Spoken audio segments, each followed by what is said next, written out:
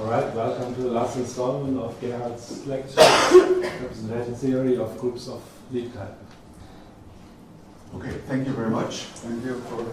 So is it okay if I switch off the air condition? Yes?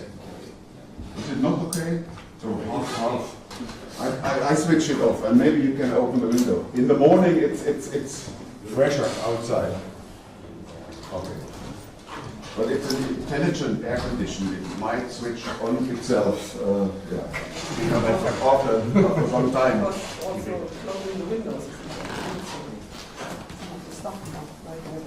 Okay, today I'm going to talk about characters, Deligne-Lusztig theory, which is one of the great achievements in representation theory for groups of Lie type, and a labeling of these irreducible representations by Lusztig's Jordan decomposition.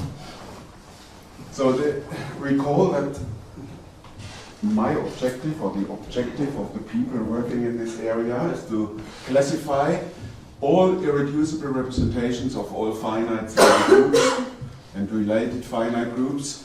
To begin with, we need labels for the simple representations and then some information associated to the labels of the irreducible representations, for example, the degrees of the representations.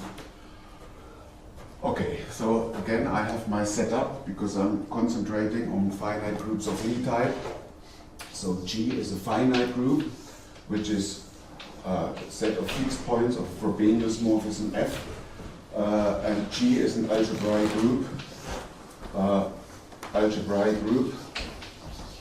over the algebraic closure of the field with P elements. So this prime P is always fixed, and it's the associated characteristic to the group G. Little k is another algebraically closed field. It might be the same. And we distinguish three cases in the representation theory for groups of Lie type. The defining characteristic case, so defining refers to the defining characteristic of the group. Characteristic 0, or ordinary representation theory, if this is 0. And then the third case is if the characteristic is positive but not equal to the defining characteristic. And as I already indicated, I will mainly talk about case 2, and the last two slides will be on this last case, which is ongoing work. So in characteristic 0, there is a tremendous simplification in representation theory, and this is we replace representations by their characters. So the character of a representation is a homomorphism from G to GLV. So a representation arising on a module is a homomorphism from G to GLV, and V is a vector space over K, and a finite dimension of degree D. And if we replace representing matrix by its trace, we obtain a map from G to K, which is the character. So not only is the image of this representation simplified, but instead of a matrix, we just consider one scalar. Representations are class functions, so they are constant on conjugacy classes of the group G, because if you have two conjugate elements, their representing matrices will be similar in GLV and hence have the same trace. For example, the monster group, it has, as I said, 8 times 10 to the 54 elements, or 10 to the 53, 8 times 10 to the 53 elements, but only 194 conjugacy classes, which is smaller. And moreover, I mean, in characteristic 0, we have this beautiful result. Two modules are isomorphic, or the corresponding representations afforded by them are equivalent if and only if the characters are equal. So you have this wobbly notion of equivalence and isomorphism, where you need to find a huge matrix conjugating one to the other. by equality of functions. And we put irg to denote the set of simple kg modules. If I want to emphasize the underlying field k, I put it here.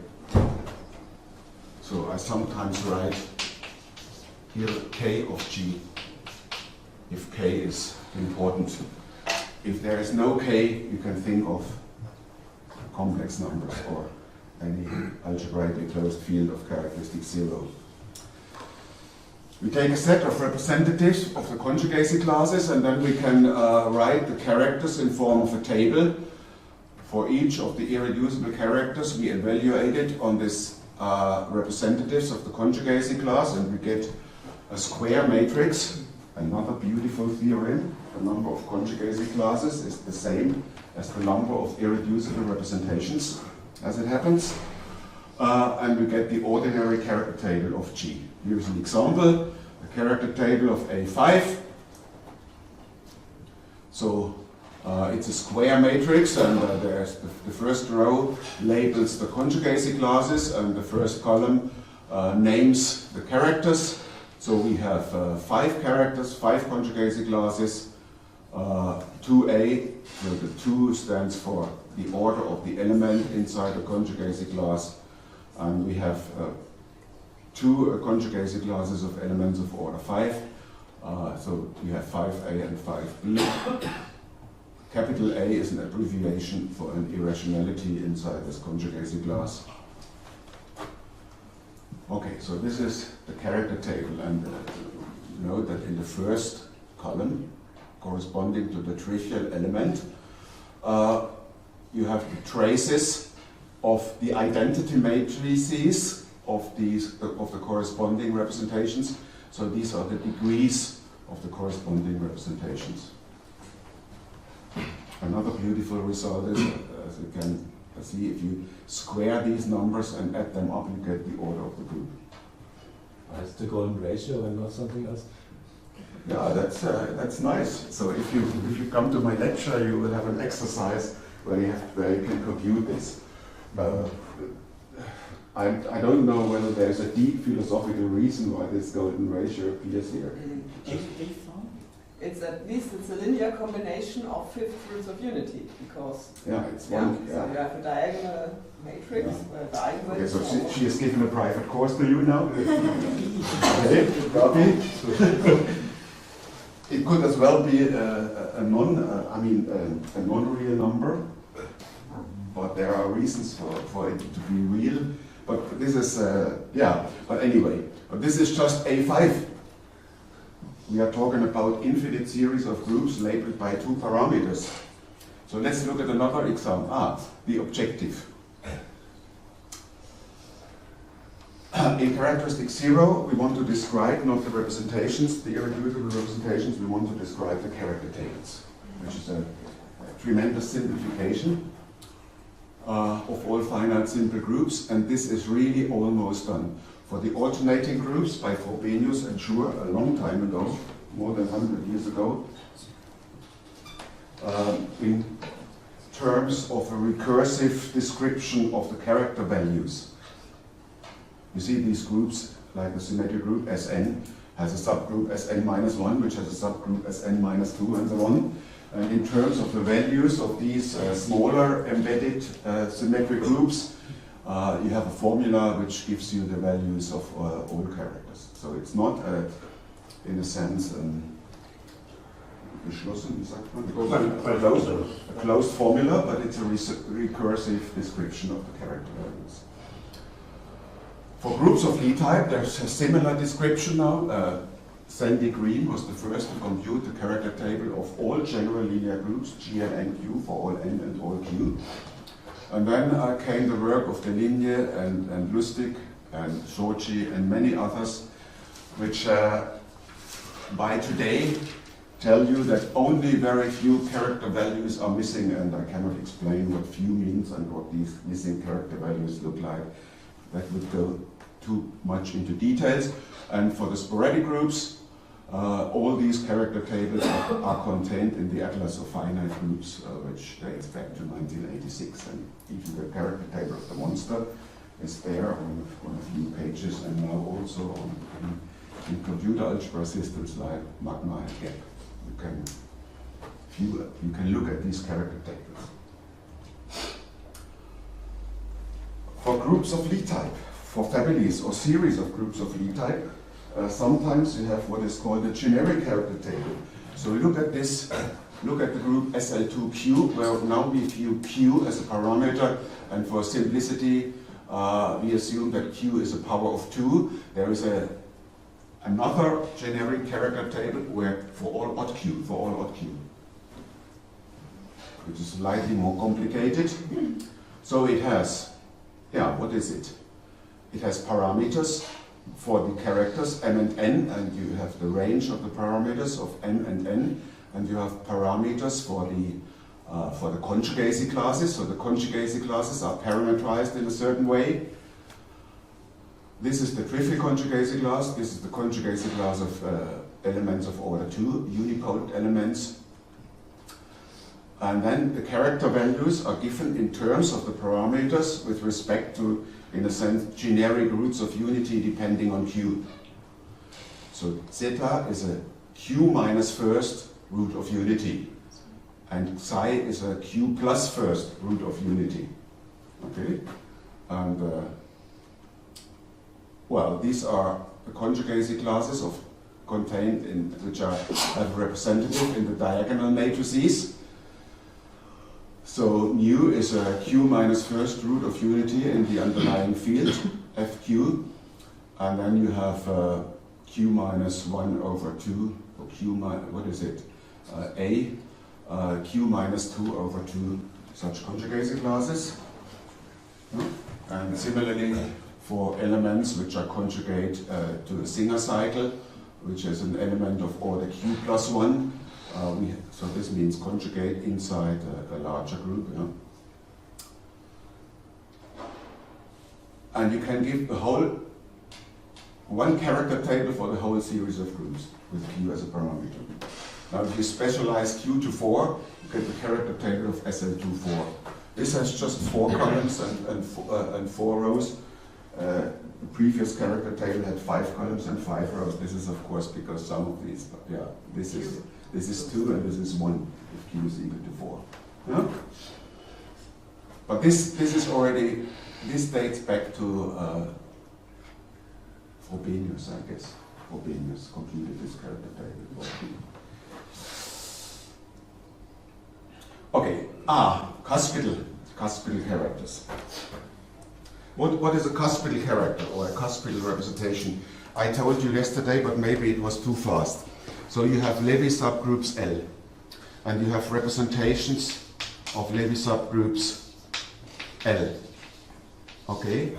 And then you make a space of modular functions, if you like.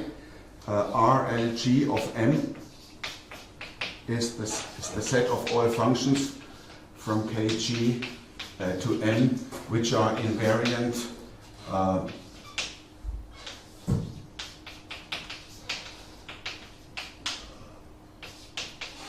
under a parabolic subgroup action. So we have a P, which is a parabolic subgroup projecting onto L. So this is a space of functions on which the group G acts in a natural way by right translation of the arguments. And inside this space of functions, you look at all the irreducible submodules, and those are non-cuspidal, provided L is strictly smaller than G. Yeah? So the representations arising from these spaces of modular functions, if you like, of proper Levi subgroups are non-cuspidal. And the representations you don't get this way are cuspidal. And yesterday I have already shown to you that the characters of degree Q plus 1 arise from such spaces, namely if you take L to be the diagonal torus, Q plus 1.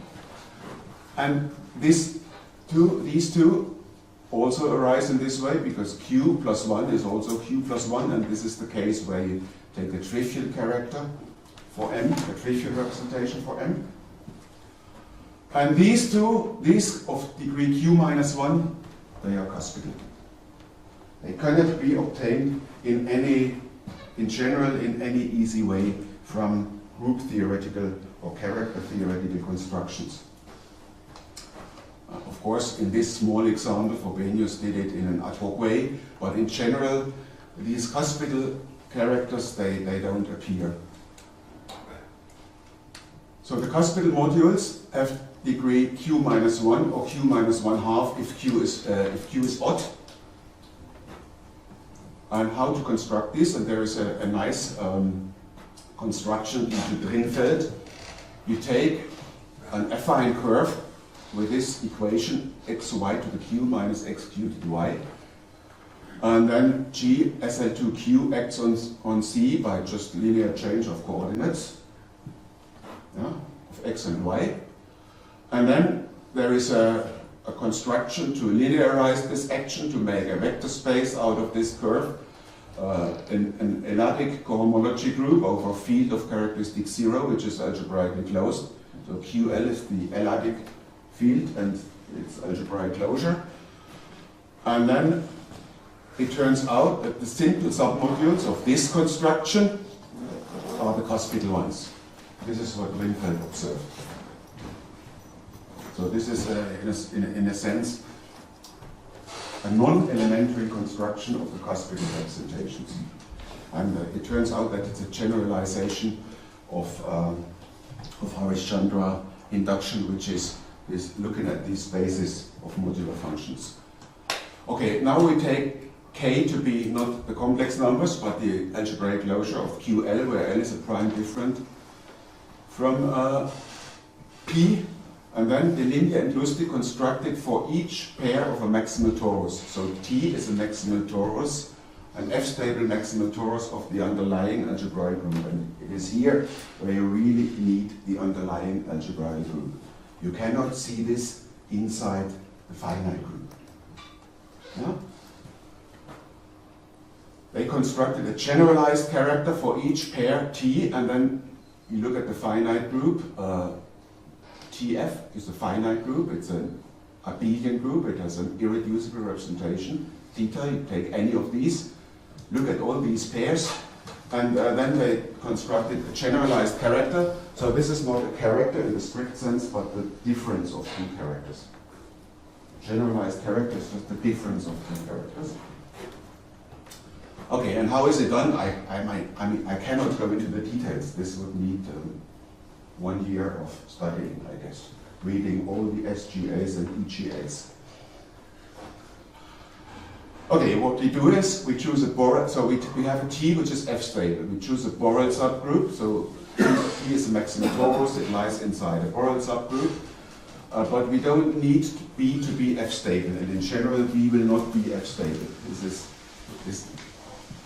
Yeah? And then we have an algebraic variety associated to this pair. So U is the unipotent radical, the largest connected unipotent normal subgroup of P, which has a complement T. And then you look at all elements in G. So G is an affine variety, and this is so this defines an affine subvariety of G, a closed subvariety. Look at all the elements such that G to the minus 1 f of G are in U. And this is an algebraic variety over F, which is almost clear from the definition. And it turns out that for a particular choice of T and a particular choice of B, you do get this Drinfeld curve on the example before. I cannot compute this here. It's an elementary computation, but you have to fiddle around a little. And yeah.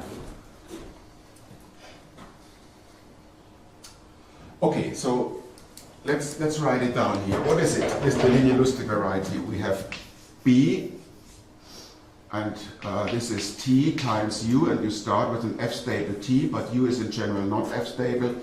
And then you have this variety by U, which is the set of all G in G. such that g to the minus 1 f of g is in U. And now you see that g, f, the finite group, acts on the left. Namely, if you take an x in the finite group and you look at xg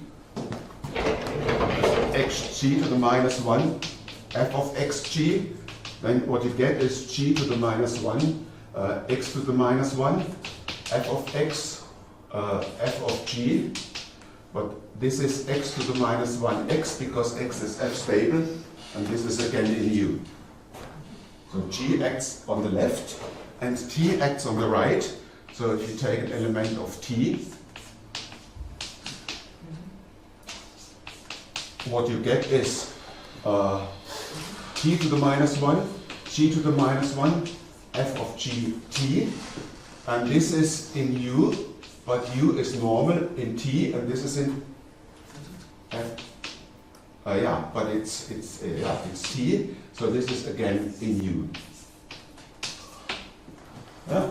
So one group acts on the left and the other group on the right, and of course then these actions are centralizing each other. And now look at the étale cohomology. Vector space we make out of this variety. It's a module, a left module for G and a right module for T. And then you can look at its isotypic component, the set of all submodules from the right which are isomorphic to theta. This is invariant on the G. It has a character, it's a module for G, and then only finitely many by general arguments are non-zero, and you take the alternating sum. Why do we take the alternating sum? Well, the reason is that many things cancel out in this alternating sum. One cannot say much about these individual modules or characters, but one can say a lot about this alternating sum. And this is the reason why you get differences of characters and not just a character. One would like very much to understand these vector spaces and the action of G, but this is not possible. So this R, T, and theta. So this is associated to T, and any character theta of T, Tf, the finite group, is a generalized character for the group G. So this construction is due to Lusztig. This is independent. The construction is independent of the Borel subgroup you choose, which contains T as a Levy subgroup. This is not completely trivial, but it's independent. If theta is in general position, which essentially means that it's the relative Y group in the normalizer of T, which fixes theta, is trivial, then this is indeed an irreducible character, very much as you had with Harish-Chandra induction. Yeah? In Harish-Chandra induction, you look at these relative Y groups, and if these are trivial, then the induced character is irreducible. Well, it might be the negative of an irreducible character because it's only a difference of two characters. Yeah? But you can tell from the degree. Is it true that in this case only one cohomology is not zero? Yes.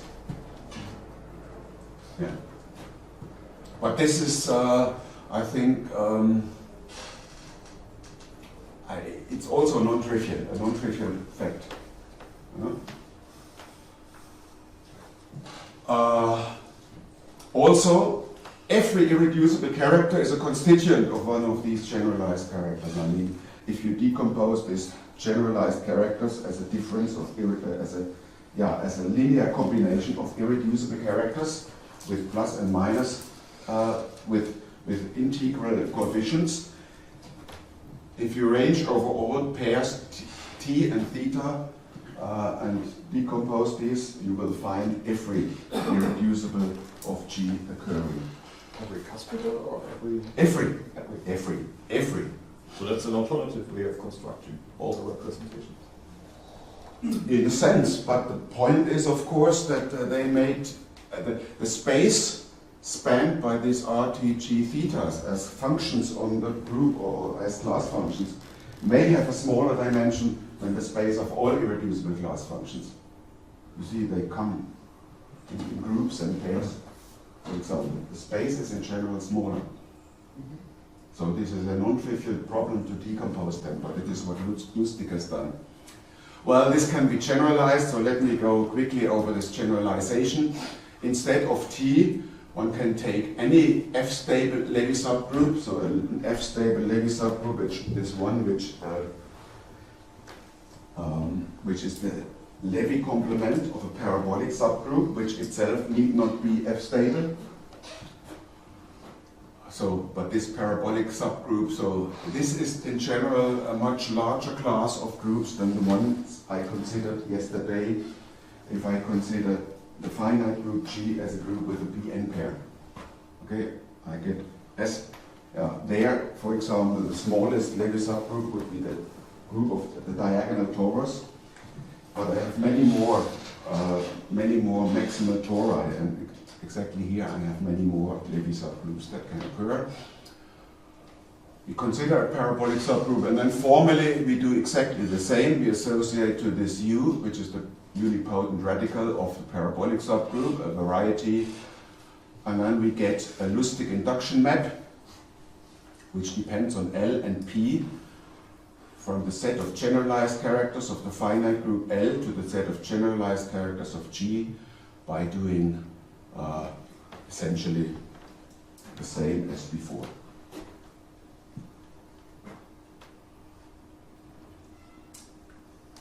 Okay, this construction is solely due to Lusztig. So in the original paper by Deligne and Lusztig, I think from 1973, they just considered the case of maximal tori for their construction, and Lusztig later generalized this. If L is an F-stable Levy subgroup of G contained in the parabolic subgroup P, we can compute the degree of this character. So the degree is essentially given by the index of L in G times mu, the degree of mu, and this P prime tells you that of this number you ignore the part which is a P power, P prime part of this number.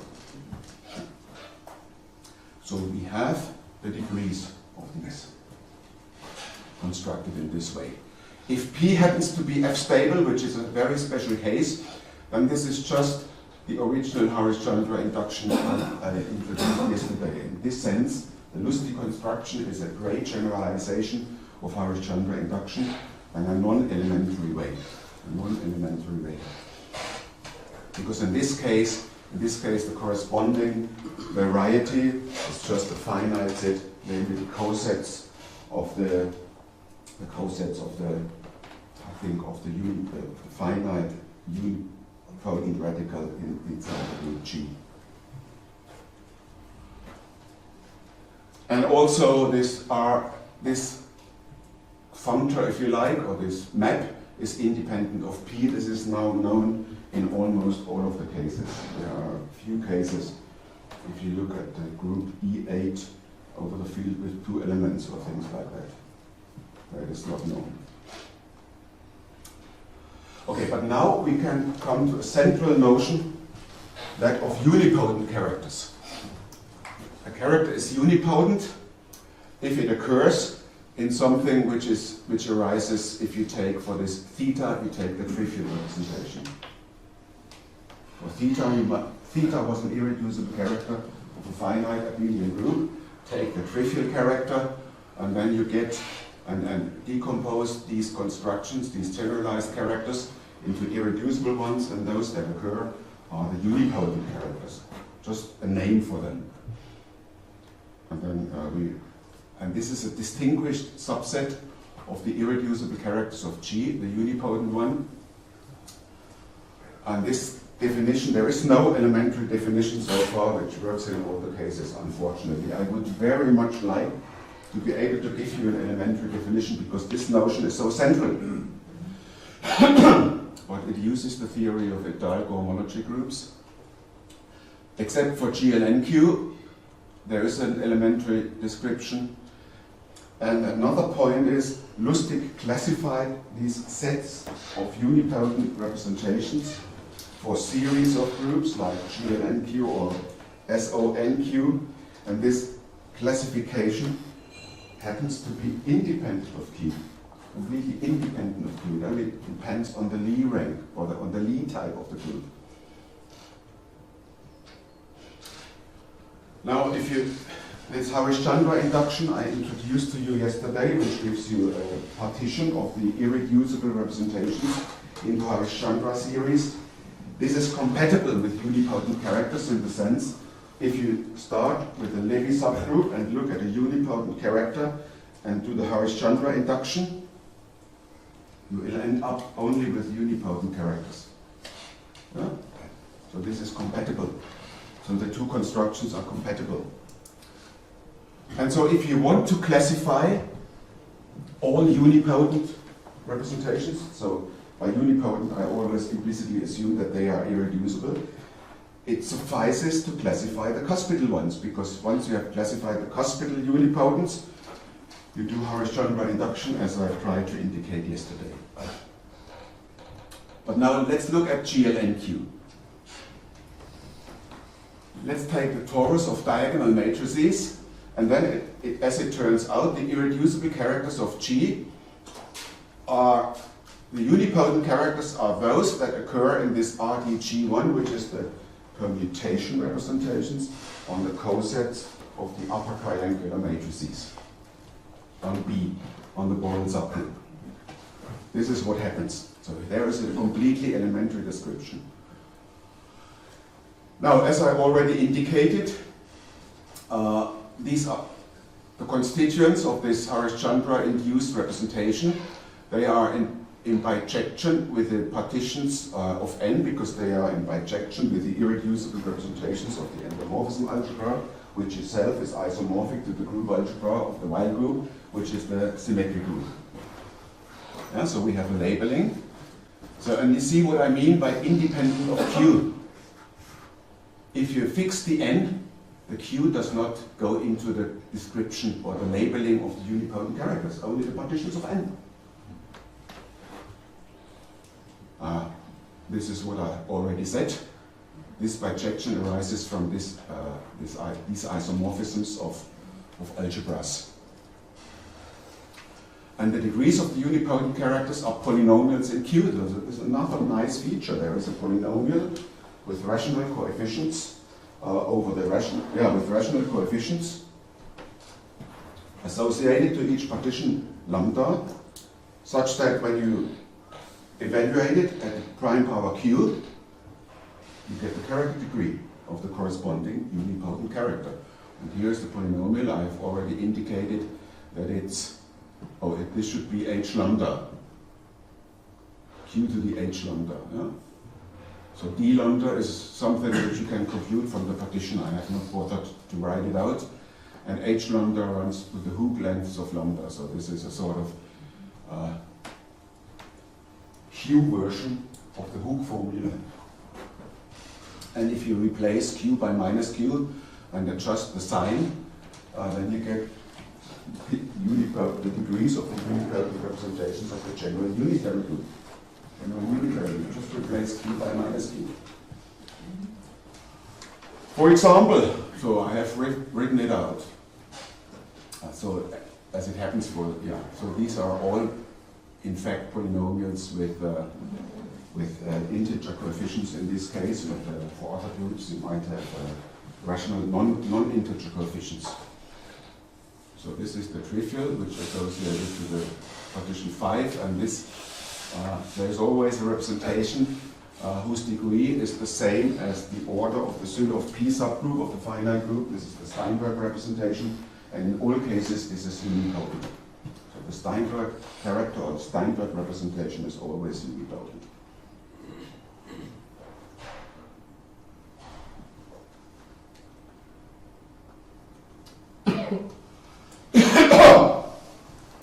Now, so far I have only given to you the unipotent characters, and they are classified independently of Q. You have a finite number only depending on N, namely the number of partitions of N.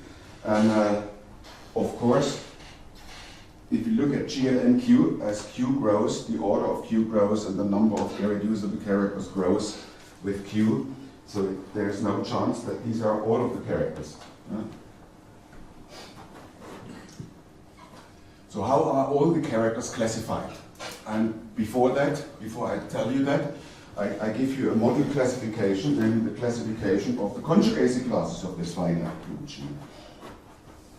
Every element G in G has a Jordan decomposition into a pair of commuting elements, a unipotent one and a semi-simple one. A unipotent one is one whose eigenvalues are all 1. They all lie in a field of an algebraic, in a group of an algebraically closed field. So these are all matrices of an algebraically closed fields. And unipotent is an element if all its eigenvalues are 1, and semi-simple is an element if it's diagonalizable. Yeah? And then you have this commuting. Since I have worked over the algebraic closure of Fp, every element has finite order, and hence this Jordan decomposition of the two elements is nothing but the decomposition into the p part and the p prime part of the element. So U is an element of p power order, and S is an element of p prime order, and they commute, and for every group element in a finite, or every element of finite order, and every prime p, you have this,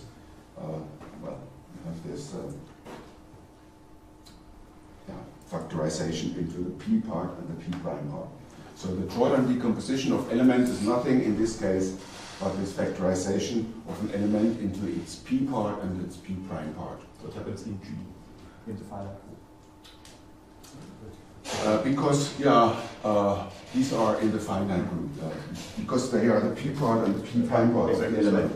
Which is But even if I mean, in general, you can show that this happens in the finite group, even if you are not over this, even if the element has infinite order. So let's look at G and write for the conjugacy class. We replace G by this pair U and S. And so this gives a labeling. Every conjugacy class of G, you look at the representative, and then it splits into a semi-simple part, and since U commutes with F, you can view this as a semi-simple element and use something lying in the centralizer of S, which is unipotent.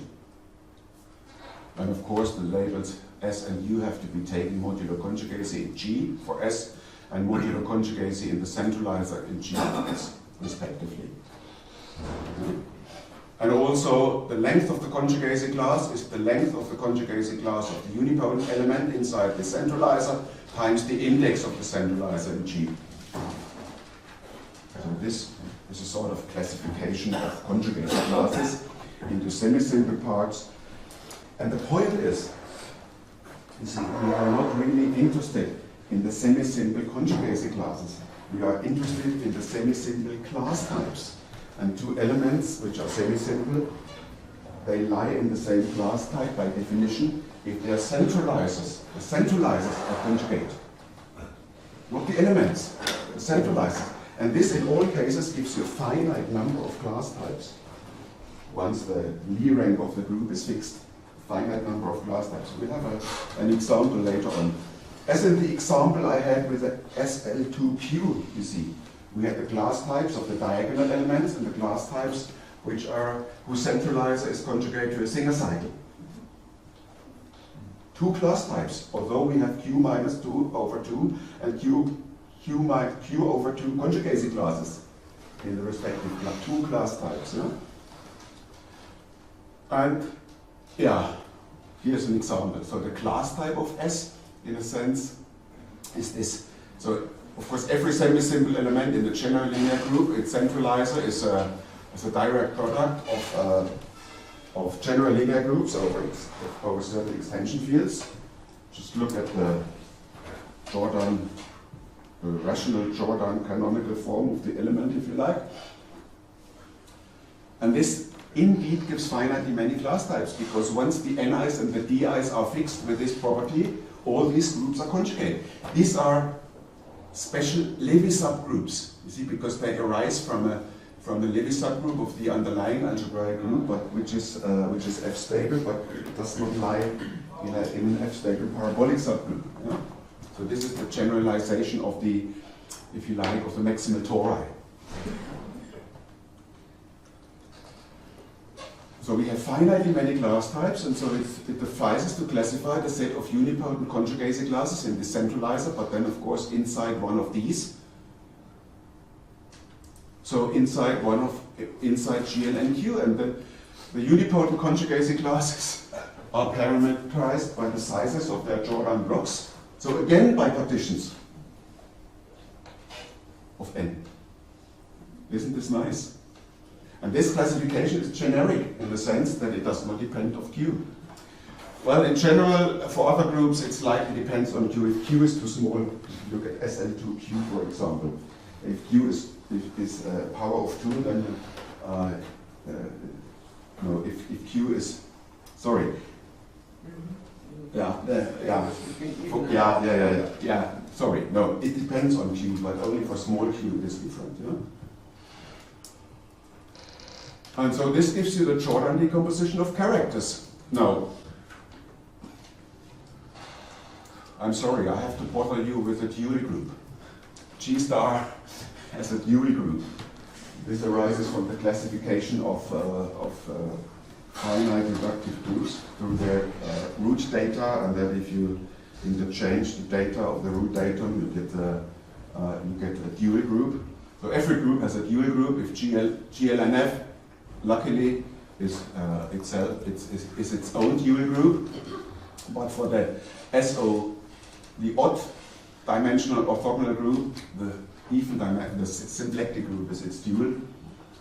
And anyway, it's again, so the Frobenius map on G gives rise to a corresponding Frobenius map on G star, also denoted by F. And so this is the main theorem of Lusztig. This is called the Jordan decomposition of characters. It has the assumption that the center of G is connected, like in GLNQ, but it doesn't apply to SP2NQ because the center has order 2 unless the characteristic P is 2. Yeah? But it applies to the conformal symplectic group, which has a connected center. Then the irreducible characters can be labeled by the semi-simple conjugacy classes of the dual group, the finite dual group, and the unipotent characters of the centralizers. The point here is, if the center of G is connected, the centralizers of semi-simple elements in the dual group, or in the algebraic dual group, are also connected, and of course, since S is F stable, this will also be F stable. And so you can apply the whole theory to the centralizer again, and you have unipotent characters and so on. So this is a nice labeling. So in a sense, we have classified all the unipotent characters that might occur in all these centralizers. And moreover, the degree of the irreducible character can be given in terms of the unipotent character in something which is completely group theoretically to describe the index of the centralizer and the P prime part. So everything is under control. A labeling by semi-simple elements in the dual group. So for all groups, you know the dual group, and the semi-simple elements are easy to describe. Don't even describe the semi-simple conjugacy classes, you describe the semi-simple class types. And there are only finitely many once you fix the Dünkin diagram. So this is Jordan's decomposition of characters. So there is no something similar for character values? Yes, the character values are also known. Yeah, well, you have to know the character values for the unipotent characters, and there is a character formula, which is similar to this in general. It's a little bit more complicated, but generically you can think of this Lusztig function, this RL, or Levy subgroups L.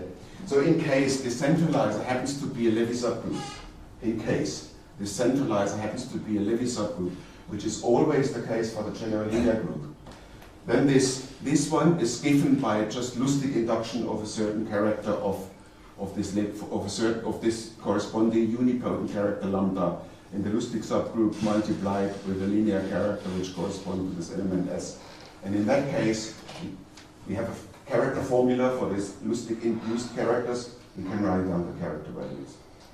If this is not a Levi subgroup, it's slightly more complicated. But Lusztig has worked out how to describe all the characters, but on certain elements, on particular elements, most of the time, elements of mixed type, which are not either semi-simple nor unipotent. Yeah?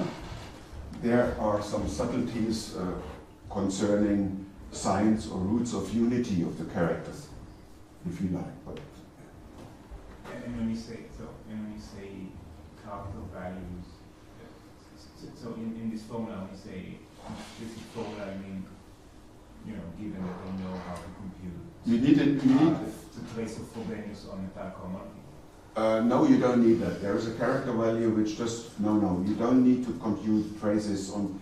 I mean, that is all out of. That is all on the bottom of it.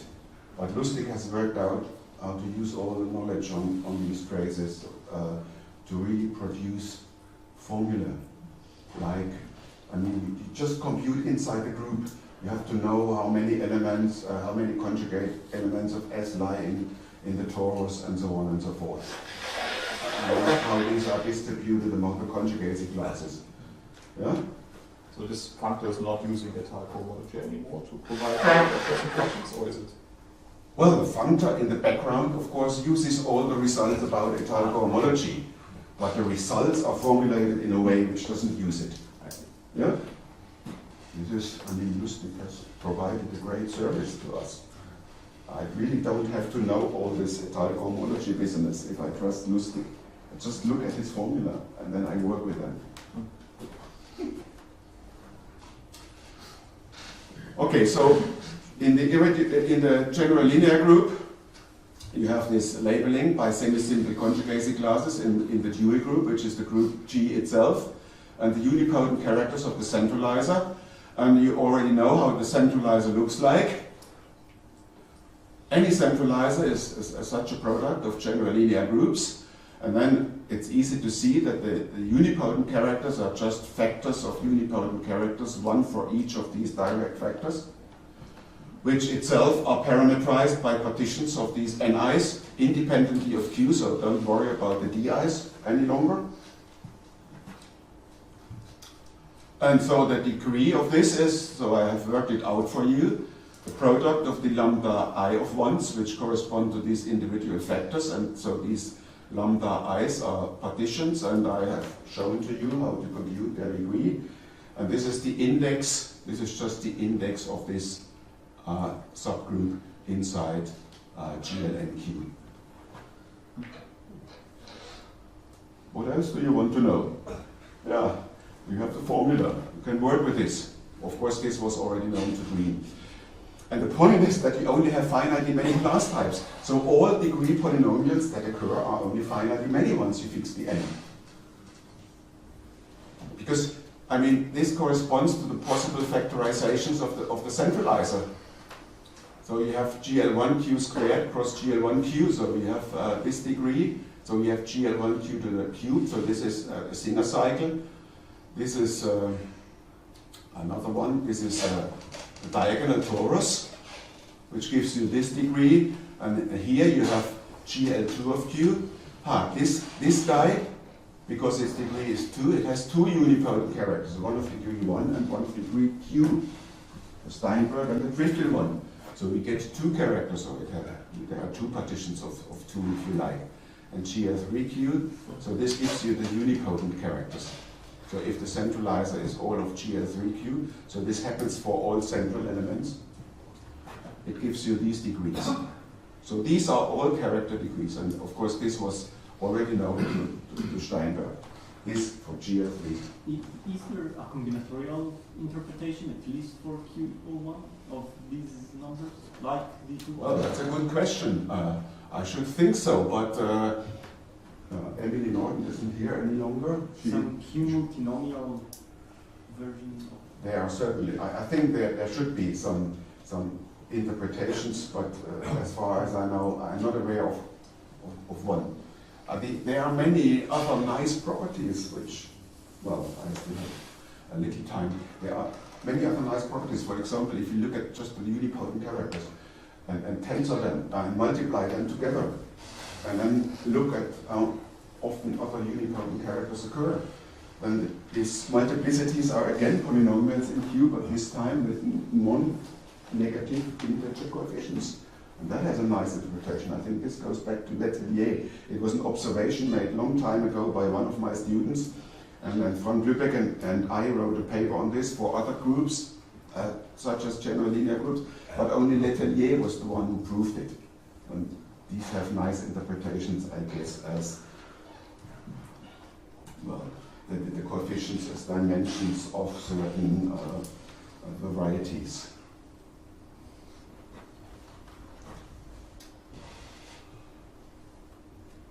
So if, in case the center is not connected, if G is SLNF or SP, there is still a notion of unipotent characters. The point is that the centralizer in general is not connected any longer of the dual group. If you have SLNF, the dual group is PGLNF, and then you have non-connected centralizers occurring, unfortunately, but then you can anyway make sense of the notion of unipotent characters. And then this Jordan decomposition yields another partition of the set of irreducible characters which is labeled by the semi-simple conjugacy classes of the dual group. And so this consists of all characters with the same semi-simple label, and inside this series the characters are labeled by the unipotent characters of the centralizer. And it also happens that these series are unions of Harish-Chandra series, as I explained yesterday. So this Lusztig series decomposition is broader than the decomposition into Harish-Chandra series. But Harish-Chandra theory is used to divide this up into smaller pieces. And the unipotent characters are those labeled by 1. And so these sets are called rational Lusztig series, and so this is a very good way of viewing the irreducible characters. And most of the time, every question you ask can be reduced to a question on unipotent characters.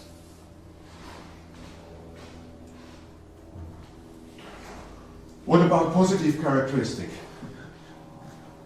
So here we have K, now a field of characteristic L not equal to P. We also have a notion of unipotent characters arising from Brouwer theory. We just look at Brouwer reductions of the unipotent characters and take their modular constituents for those who know what I mean. For the others, we just have a notion of unipotent characters. And our main conjecture is that we should have a similar Jordan decomposition, exactly formulated in the same way, where this time S has to be an element which is semi-simple, but whose order is not divisible by S. And moreover, we conjecture that this phi S mu can be computed from mu, as in the case of ordinary characters, and the degree should have fulfill the same formula. So this is known to be true for the general linear groups by work of Dipper and James, and if this is a Levy subgroup, if this happens to be a Levy subgroup, there's a very deep result by Bonafé and Roupier, which tells you that this is true. So it depends on S. For some S's we know that it's true, for other S's we don't know. So the truth of this conjecture would reduce the computation of these irreducible characters to the unipotent ones. And now, but still we have infinitely many primes. Even if we fix the n, the Q ranges over infinitely many prime powers, and then we have infinitely many L's we have to consider, even if we assume that L divides the group order. And since this is also about logic, I mean, if all the conjectures are true, we will be able to derive and to describe everything in finite terms.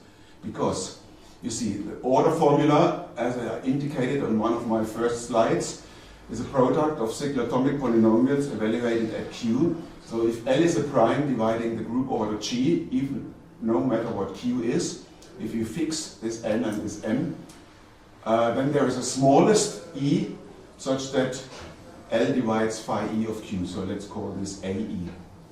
So with AE occurring, so essentially this is the order of Q in the prime field set modulo LZ. And if L is not too small, there is a natural bijection between the set of ordinary unipotent characters and the set of L modular unipotent characters. This is a conjecture by Michael of Heck, which is also known to be true in many cases. So in these cases, this can be classified independently of Q, if this conjecture is true. And there is a genericity conjecture. If L is not too small, the values of the unipotent characters, even if you have an L here, they should only depend on E and not on L. Only on E. So that's now for a fixed Q? No. Yeah. For fixed No, Q? for all Qs. No, but because now if you fix, what you fix here is the root system, this big N. Yeah? So You fix the root system. Q, it's a conjecture. Q may vary. You fix the N. And then there should be this and and Yeah, but of course L and Q occur in pairs, so E is somehow the order of Q modulo. For all infinitely many Qs and all infinitely many Ls which you might have, there are only finitely many E's that occur once you fix this N, because this N is then also fixed. Yeah? Yeah? There are infinitely many pairs Q and L you have to consider, but only finitely many E's. And so this would reduce the computation to finitely many classes. Finitely many E's, smaller than or equal to M, once you fix the root system. And finitely many small primes. I think here small means dividing the order of the Y group. Or something slightly larger. I'm not completely sure, but I don't have to be very precise here. But once and I think we are in a good way to prove these conjectures, and thank you for listening.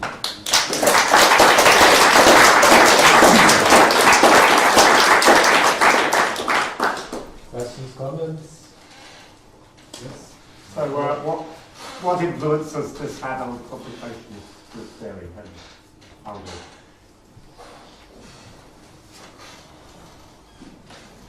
Well, first of all, of course, we have this, what influence? I mean, Depending on what you mean by is there influence. stuff in gap that uses this?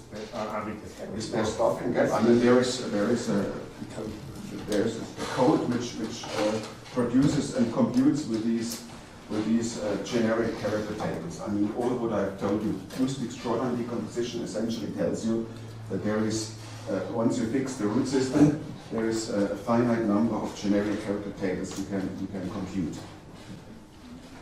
And we have many of these generic character tables, so we can compute structure constants for these groups generically, not just for an individual group, but for all the groups in this series, and then we can show that many of these groups are Hurwitz groups or Galois groups or things like that, what Gunther Möller has done using these generic character tables.